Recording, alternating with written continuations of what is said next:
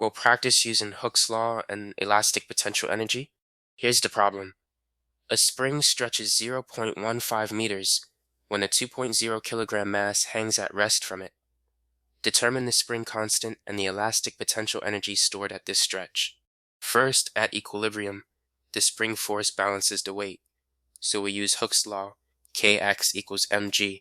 Plugging in the numbers, m is 2.0 kilograms, g is 9.8, x is 0.15 meters. That gives 19.6 divided by 0.15, which equals 131 newtons per meter. Next, find the elastic potential energy using the formula EP equals 1/2 kx squared.